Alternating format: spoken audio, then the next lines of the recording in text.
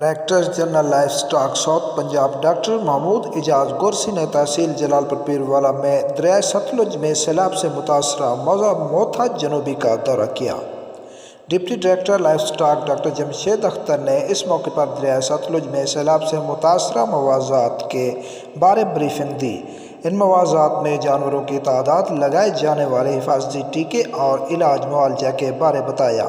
دریائے ستلج میں سیلاب سے متاثرہ علاقوں میں محکمہ لائف سٹاک کی طرف سے قائم کردہ فلڈ ریلیف کیمپس اور ان پر تعینات سٹاف کی ڈیوٹی روٹرز بارے بریفنگ دی۔ Director general livestock South Punjab doctor Mahmood Ijaz Gorsi نے کوٹلہ چاکر میں لگائے گئے فلڈ ریلیف کیمپس کا بھی دورہ کیا۔